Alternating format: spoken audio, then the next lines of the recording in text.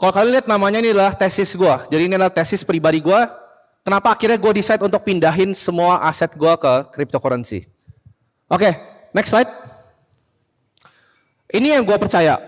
Gue percaya sistem keuangan kita sekarang itu ngaco. Sistem keuangan kita itu ngaco dan dikuasai oleh segelintir orang. Mau di Indonesia, mau di luar. Ini muka-muka yang di sini adalah muka-muka yang bikin bank sentral di US atau Federal Reserve. Mereka ini yang bikin kalian kena pajak, ya. Jadi sebelum 1913 tidak ada yang namanya income tax. Itu sesuatu yang dibuat sama mereka. Jadi sistem ini broken, rusak. Dan gue mencari solusinya. Tapi gue akan ceritain kenapa rusak. Jadi gue nggak sembarang ngomong ya. Next. Nah, ini kepotong ya. Tapi gue percaya cryptocurrency itu akan ibaratnya merevolusi ya. Uang, seperti layaknya internet itu merevolusi distribusi informasi. Kalau dulu kita mau dapat surat, itu harus fisik. Sejak ada email, itu mati. Sama seperti cryptocurrency, mungkin orang sekarang ketawa, ya. Mungkin bahkan teman-teman di media ada yang masih belum percaya. Bilangnya ini aset tanpa basis. Tapi di sini gue akan buktikan kenapa menurut gue ini baju yang gue pakai. Ini adalah revolusi terbaik di dekade ini. Dan gue bikin akademi ini untuk mendorong adopsi ini di Indonesia. Hanya itu fungsinya. Adalah untuk mendorong adopsi cryptocurrency di Indonesia. Next.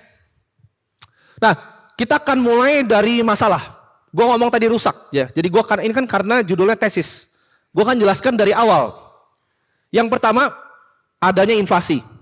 Yang kedua, adanya sentralisasi, ya. Sentralisasi maksudnya apa?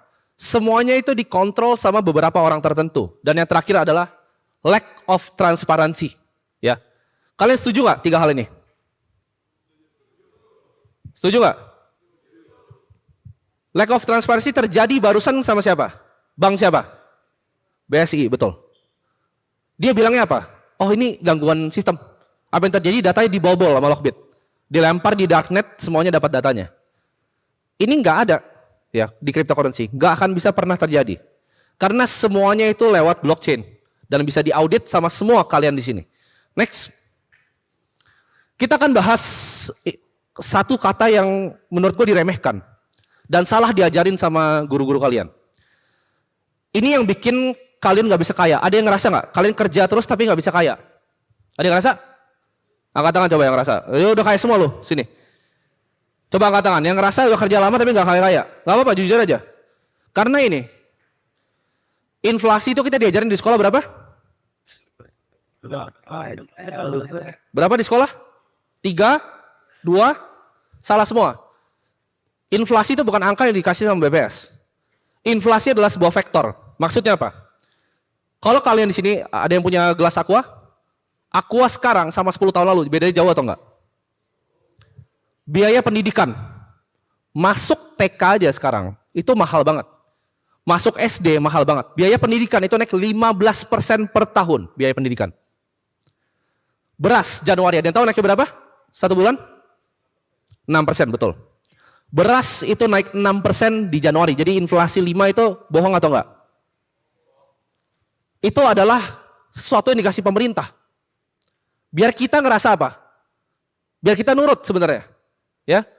Tapi yang diajarin sama sekolah tuh apa? Kita diajarin sama sekolah untuk nurut perintah. Dikasih tahu, oh inflasi 3% percaya. Dan kita nggak punya kemampuan untuk berpikir apa? Kritis. Ya di sini gue mau ngajarin kalian buat belajar untuk pikir kritis. Ya, coba kalian bayangin ya. Semua yang ada di sini ya, botol-botol McAllen di belakang, kalau dikasih harga sekarang sama 5 tahun lalu, ditempelin labelnya. Rumah lu misalnya 10 tahun lalu ya, harganya misalnya 1,5 miliar, sekarang 3 miliar. Ditempel di semua harga sini. Besok pagi demo nggak? Demo, karena orang nggak tahu. Orang nggak tahu inflasi itu bukan 5%. Gue sebutnya cost of capital, lebih tepatnya 10-15%. Dengan inflasi 15%, dalam 3 tahun, uang kalian setengah. Lu punya uang 100 juta, biarin aja, 3 tahun sisa 50 juta. Dalam purchasing power. Itu yang bikin kalian nggak bisa kaya. Ini inflasi kalian lihat, Venezuela berapa? Argentina? Mana Argentina? Ini salah angkanya. Ini angka tahun 2022. Berapa sih itu? Kelihatan nggak? Inflasi Argentina 76% yang didata sama ibaratnya BPS-nya mereka. Sekarang berapa? Ada yang bisa tebak nggak? 106. Lu punya uang di Argentina 10 juta, tahun depan jadi 5 juta. Ya, next. Nah, ini Argentina peso. Gue tahu kalian udah banyak, gue sering ngomong ini. Argentina peso tahun 2003 itu 2,93 dolar ya. Coba kalian masukin di otak kalian, tahun 2003 2,93 dolar. Next. Nah, kalian bayangin kalian jualan kopi. Ya. Misalnya tuh si Daniel sana jualan jago kopi. Dia jualan kopi dapat apa? Dia kasih kopi orang, dia dapat duit. Apa yang kalau kalian jadi pengusaha di Argentina tahun 2003, apa yang kalian lakukan dengan duit itu? Sama, lu mau kerja, mau jadi pengusaha sama. Lu kerja dapat gaji kan? Misal dapat 10 juta, dapat 5 juta, dapat 7 juta. Ngapain di Argentina? Beli saham? Invest ke bisnis lokal? Beli obligasi? Lu kalau beli obligasi di Argentina apa yang terjadi? Apa yang terjadi? Mampus, ya. Beli properti, nyicil KPR, beli US dollar. Kenapa? Next. Kalian lihat, tadi berapa 2003 angkanya? 2,93. 1 peso itu 2,93 US dollar. Sekarang tuh harganya 232,41. Dolar lawan peso itu devaluasi. Berapa kali? 10, 20, 75, 150 kali. 220 kali? Jawabannya 230 kali. Jadi kalau lu orang Argentina dapat gaji, uang lu devaluasi 230 kali ke bawah. Jadi miskin nggak? Jadi hal terbaik yang lu bisa lakukan adalah apa? Jadi orang Argentina. Dapat uang nih, ngapain? Tuker semua peso lu ke dolar. Terjadi nggak sama Indonesia 98? Apa yang terjadi sama Indonesia? Kenapa perusahaan pada bangkrut? Coba, gue mau kalian berpikir kritis. Perusahaan itu punya hutang dalam bentuk apa? US dollar. Begitu US dollarnya terbang, karena rupiah inflasi, pengusaha yang hutangnya pakai dolar, mampus semua.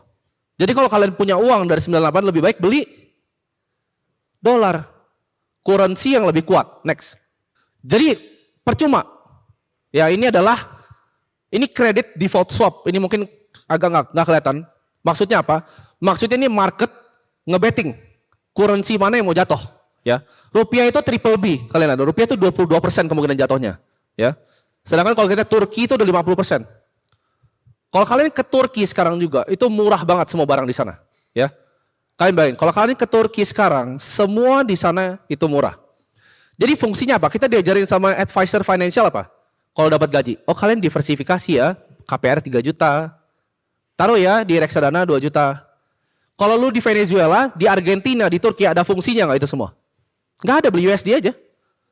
Karena kalau currency-nya melemah, ya, mata uang Argentina peso melemah, Turkish lira melemah, Indonesia rupiah melemah. Apa yang terjadi? Semuanya nggak ada gunanya. Semua aset yang kalian beli itu nggak ada gunanya.